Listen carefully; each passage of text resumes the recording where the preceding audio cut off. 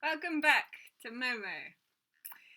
I'm about to read the fourth chapter of MOMO as part of reading different books and stories as a way to connect to people all around the world that could be struggling. I hope you're able to cuddle up and get cozy and listen to this story. I'm really enjoying reading it. I do have a slight issue of one of the members in the cheap seat seems to be grunting and groaning quite a lot today and says that they're not comfortable. So I normally ask, are you sitting comfortably? And at that point, if you're not sitting comfortably, then feel free to grunt and groan and do your best to get comfortable. But if you can't get comfortable, at least I hope you enjoyed this story. Okay, my official book reading glasses. So, are you sitting comfortably? Yeah. I'm reclining in a rather interesting manner. Good, I'm glad. And I'll begin with my very important glasses that you met yesterday. Very important for reading this properly.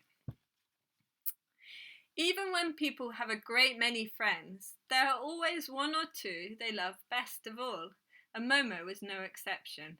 She had two very special friends who came to see her every day and shared what little they had with her. One was young and the other old, and Momo could not have said which of them she loved more. The old one's name was Beppo Roadsweeper. Although he must have had a proper surname, everyone, including Beppo himself, used a nickname that described his job, which was sweeping roads.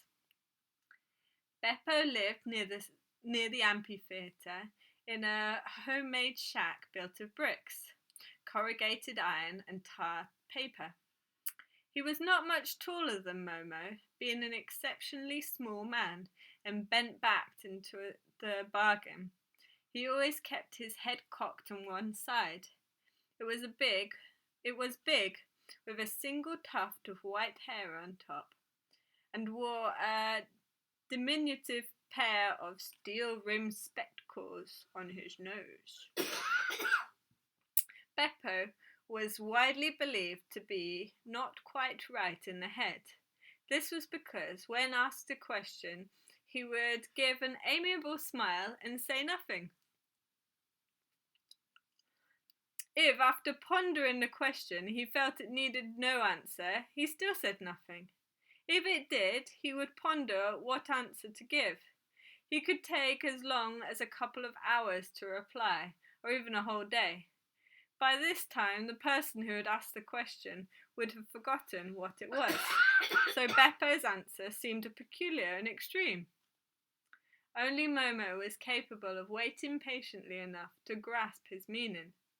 She knew that Beppo took as long as he did because he was determined never to say anything untrue.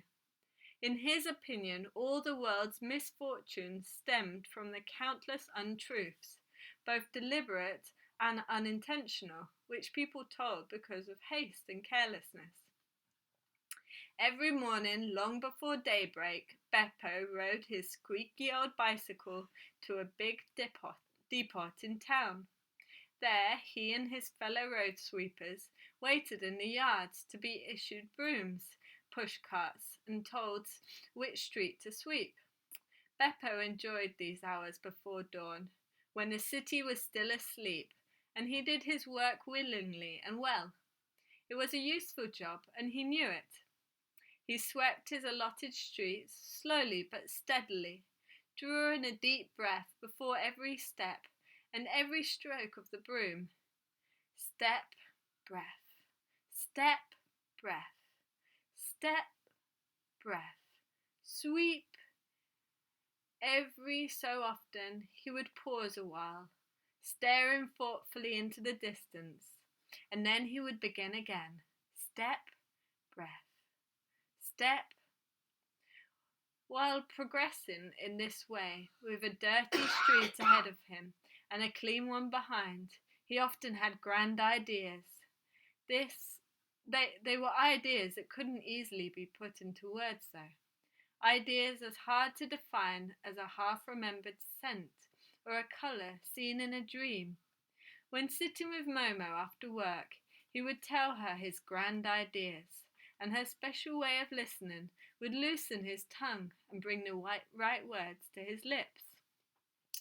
"You see, Momo," he told her one day, "it's like this. Sometimes, when you've a very long street ahead of you, you think how terribly long it is and feel sure you'll never get it swept." He gazed silently into space before continuing. "And then you start to hurry," he went on. "You work faster and faster. Every time you look up, there seems to be just as much left to sweep as before. And you try even harder. You panic. And in the end, you're out of breath and have to stop. And still the street stretches away in front of you. That's not the way I do it." He pondered a while.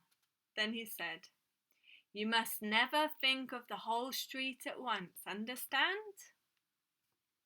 You must only concentrate on the next step, the next breath, the next stroke of the broom, and the next, nothing else."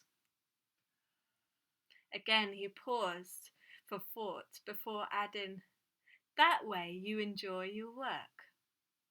Which is important because then you make a good job of it, and that's how it ought to be. There was another long silence. At last he went on, "And all at once, before you know it, you find you've swept the whole street clean.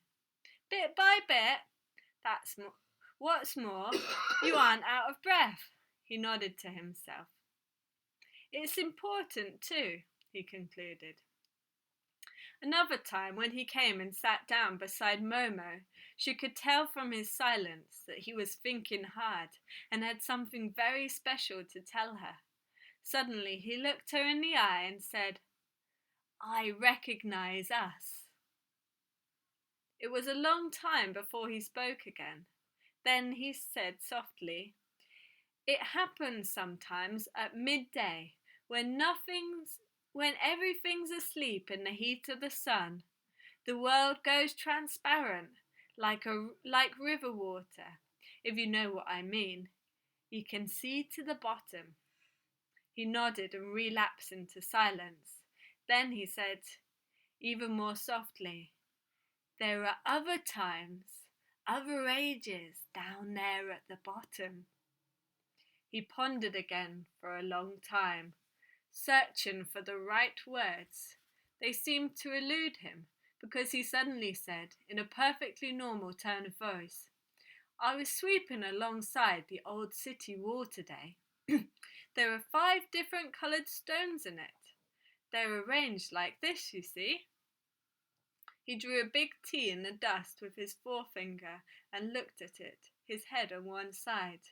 All at once he whispered, "I recognize them.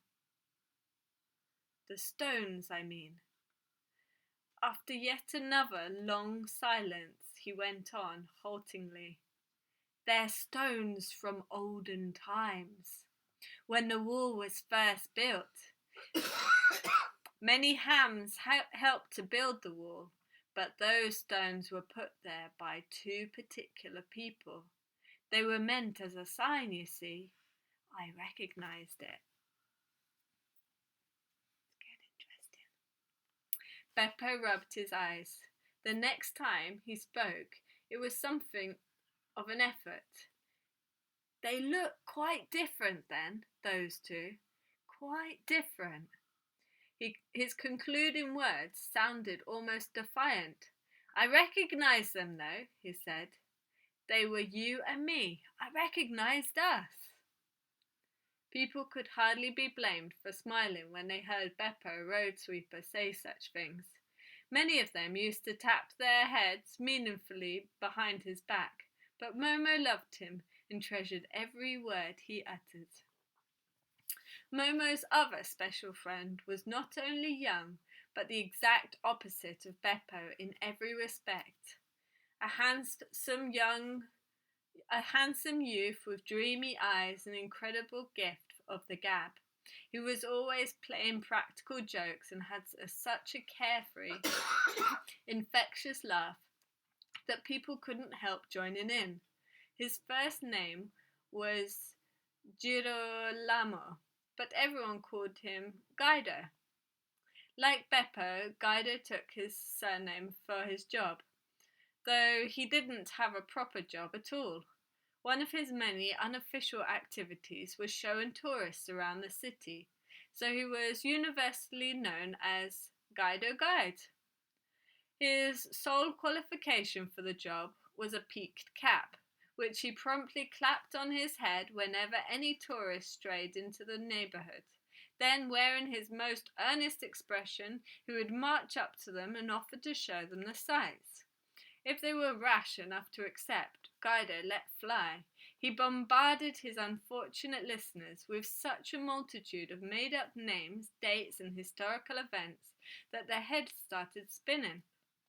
Some of them saw through him and walked off in a huff, but the majority took his tales at face value and dropped a few coins in his cap when he handed it around at the end of the sightseeing tour. Although Guido's neighbourhoods used to chuckle at his flights of fancy, they sometimes looked stern and remarked that it wasn't really right to take good money for a dreaming up a pack of lies. "I'm only doing what poets do," Guido would argue. "Anyway, my customers get their money's worth, don't they? I give them exactly what they want. Maybe you won't find my stories in the guidebooks, but what's the difference? Who knows if the stuff in the guidebooks isn't made up too? Only no one remembers anymore. Besides, what do you mean by true or untrue?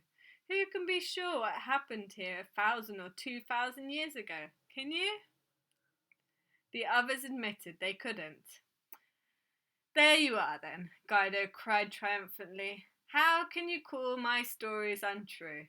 Things may have happened just the way I say they did, in which case I've been telling the gospel truth." It was hard to counter an argument like that, especially when you were up against a fast talker like Guido.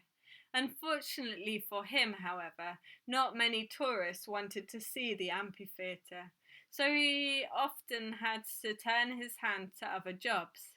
When the occasion arose, he would act as a park keeper, dock walker, deliverer of love letters, mourner at funerals, witness at weddings, souvenir seller, cat's meat man, and many other things besides. But Guido dreamed of becoming rich and famous someday. He planned to live in a fabulously beautiful mansion set in spacious grounds, to eat off gold plates and sleep between silken sheets. He pictured himself as resplendent as his future fame, as a kind of sun, and the rays of the sun already warmed him in his poverty, from afar as it were. I'll do it too," he would exclaim when other people scoffed at his dreams. "You mark my words." Quite how he was going to do it, not even he could have told them, but Guido held a low opinion of the perseverance and hard work. "What's so clever about working hard?" he said to Momo. "Anyone can get rich quick that way, but who wants to look like the people who've sold themselves body and soul for money's sake? Well, they can count me out, even if there are times when I don't have the price of a cup of coffee. I'm still me, Guido, still Guido." Although it seemed improbable that two people as dissimilar as Guido Guide and Beppo Road Sweeper, with their different attitudes to life and the world in general, should have become friends, they did. Strangely enough, Beppo was the only person who never chided Guido for his irresponsibilities, and just as strangely, fast-talking Guido was the only person who never poked fun at the eccentric old Beppo. This too may have had something to do with the way Momo listened to them both. None of the three suspected that a shadow was soon to fall, not only across their friendship, but across the entire neighbourhood. at every growing shadow that was already enfolding the city in its cold, dark embrace. It advanced day by day like an invading army, silently and surreptitiously meeting no resistance because no one was really aware of it. But who exactly were the invaders?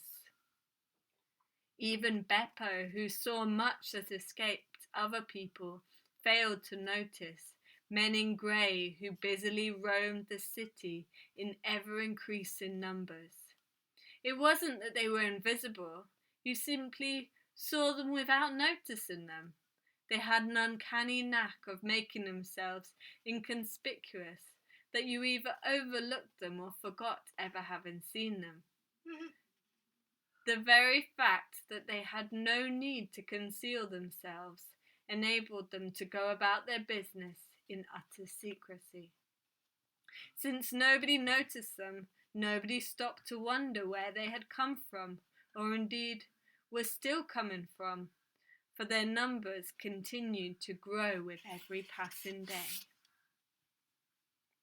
The men in grey drove through the streets in smart grey limousines, haunted every building, frequented every restaurant. From time to time they would jot something down in their little grey notebooks. They were dressed from head to foot in grey suits, the colour of spider's web.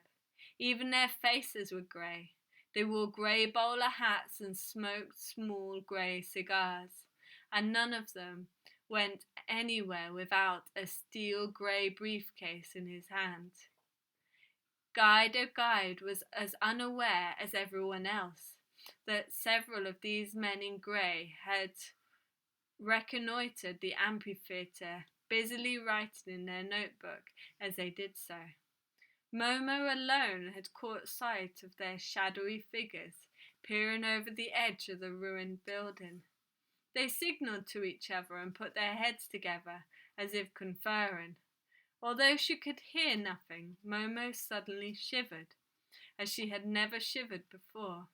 She drew her baggy jacket more tightly around her, but it did no good because the chill in the air was not ordinary chill. Then the men in grey disappeared. Momo heard no soft but majestic music that night, as she so often did. But the next day life went on as usual. She thought no more about her weird visitors, and it wasn't long before she too had forgotten them. That's the end of chapter 4. I hope you enjoyed it. Join me again for chapter 5. I'll keep on reading them every day until I've got through the book and uploading them onto the MOMO playlist. So I hope you can join me on the MOMO playlist next time you're ready to hear a story. Loads of love, and I hope you're doing okay wherever you are. Take care, bye for now.